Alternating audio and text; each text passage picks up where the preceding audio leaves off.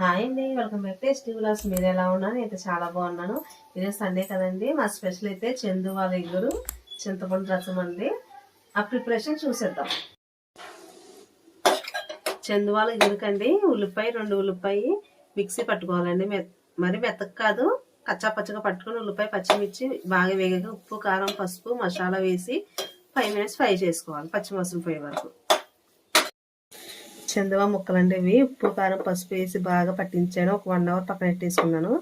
ఇప్పుడు మసాలా బాగా ఫ్రై అయింది కదా, ఇప్పుడు చందువాలు అందులో వేసేద్దాం. అసలు ముందు ఉండదు, పిల్లలకు పెట్టడానికి బాగుంటుందండి ఈ చేప.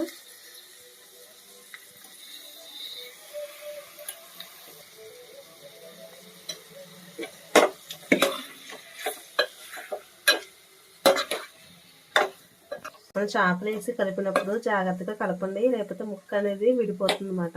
చూపించండి. పులుసు కాదు కదండి, ఇగురు కదా. వాటర్ ఎన్నో పట్టాలి, చిన్న గ్లాస్ వాటర్ వేసుకోవాలి.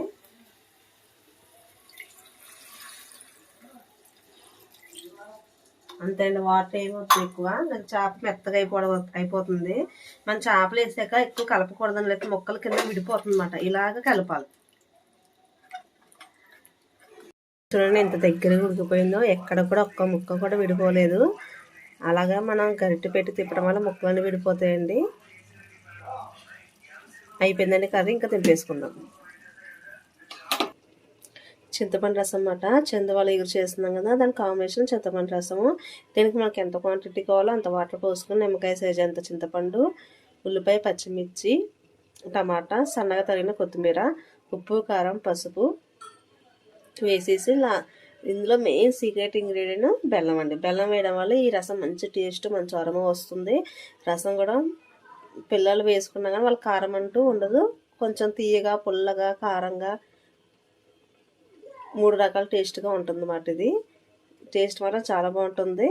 సింపుల్గా వంట రాని వాళ్ళు కూడా సింపుల్గా చేసేసుకోవచ్చు అన్నమాట ఈ రసాన్ని. రసం మరిపోయింది కండి, రసం తిప్పేసి పక్కన పెట్టేసుకుని తాలింపు పెట్టేసుకుందాం. ఎండుమిర్చి జీలకర్ర ఆవాలు మెంతులు ధనియాలు కరివేపాకు. ఆయిల్ వీటికిపోయింది, పోపు దినుసులన్నీ వేసేసుకుందాం.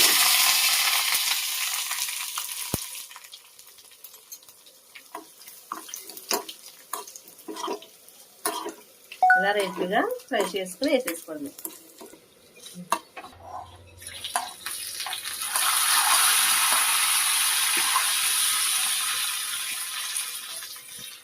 ఎంతో టేస్టీ అయినా చింతపండు రసం రెడీ.